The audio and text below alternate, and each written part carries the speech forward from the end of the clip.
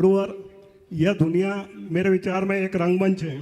यहाँ तरह तरह के कलाकार आते हैं और विधि के विधान या प्रकृति के द्वारा लिखी गई पटकथा के अनुसार 84 लाख योनियों में भटकते हुए अपने रोल यानी अभिनय रंगमंच पर करते हुए अदृश्य हो जाते हैं। उसमें राम रावण, पुण्य पाप, दुख सुख, आमोद प्रमोद सभी तरह के रोल अभिनीत करते हैं। फिर हम कहते हैं कि वह पापी है, वह पुण्यात्मा है। क्या यह सही है? वह तो रंगमंच का मात्र एक कलाकार है।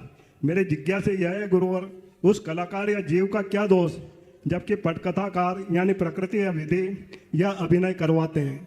देखिए, बात बिल्कुल ठीक है। आप कोई नाटक और फिल्म तो देखे ही होंगे, देखिए ना। रंगमंच में जो भी कलाकार जो रोल करता है, जनता उसके रोल के आधार पर उसकी धारणा बनाती है या उसके रियल रूप पर? रोल के आधार पर। तो अगर किसी ने पाप का रोल किया तो जनता उसको पापी कहेगी कि नहीं? बिल्कुल। किसी ने धर्म किया तो उसे धर्मी कहेगी कि नहीं? बिल्कुल। तो यदि हम लोक में कहते हैं पापी है, ये धर्मी है, तो इसमें बुरा क्या है? उसने पाप का आचरण किया इसलिए पापी, धर्म का आचरण किया इसलिए धर्मी। सुनिए मेरी बात, अभी आपका एक पक्ष हुआ, इसलिए लोग तो वही कहेगा जो उनको दिखेगा। अब रहा सवाल हमें समझना चाहिए कि रियल में मैं हूं क्या। पर हम लोग भी तो गलती कर बैठते हैं। अपने आप को क्या मानते हो?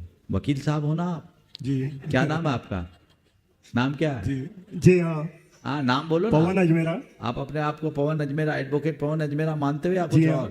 पवन अजमेरा मानता हूँ। तो आप अपने रोल को रियल मान लिए तो डंडा तो खाना ही पड़ेगा। जिस दिन आप ये समझ लोगे ये रोल है, रियल कुछ और है। जो रियल को पहचानता है वो पूजा जाता है, जो रोल में उलझता है वो डंडा खाता है। इसलिए रोल को नहीं, रियल को पहचानिए। रियल को पहचानिएगा तभी अपने जीवन को आगे बढ़ाने में समर्थ होइएगा। हम जब शांति धारा करते हैं अधिकतर समय देखा जाता है कि हम नाम लेते हैं, लेकिन अभी सिडनी में हम जब शांति धारा करते हैं तो किसी का नाम नहीं लेते हैं। तो इससे कुछ प्रभाव पड़ता है कि जिस आदमी का नाम लेंगे उसी को फायदा होएगा? बहुत सुंदर। देखिए, पहले तो मैं कहूँगा डॉक्टर साहब का इसलिए भी अभिनंदन करो कि इतना व्यस्त जीवन होने के बाद भी नियमित अभिषेक पूजन और नियमित प्रवचन सुनते हैं या ऑनलाइन प्रवचन सुनते हैं, और मौका मिलने पर शंका समाधान भी, वो भी डेली, दोनों चीज नियमित सुनते हैं। ये और लोगों को भी प्रेरणा लेने की बात है। व्यक्ति की प्राथमिकताएं यदि अच्छी हो जाए तो व्यस्तता कहीं बाधा नहीं बनती। उसके जीवंत प्रमाण है डॉक्टर मनीष। अब आपने जो सवाल किया शांति धारा में किसी का नाम लेने से कुछ ज़्यादा लाभ होता है क्या? आप तो डॉक्टर हो, आपको पता है प्लेसिबो इफेक्ट क्या होता है। अगर किसी के नाम से हमने शांति धारा करी और उसने उसे सुना तो उस पर प्लेसिबो इफेक्ट आएगा कि नहीं? अरे मेरा नाम हो गया, मेरे नाम की शांति धारा हो गई, उसको, उसके परिवार को थोड़ी तसल्ली हो जाती। तो ये तसल्ली से उसको अपने आप शांति आती है, अन्यथा आकुलता बढ़ती है। आकुलता में संक्लेश होता है और तसल्ली में थोड़ी सी शांति।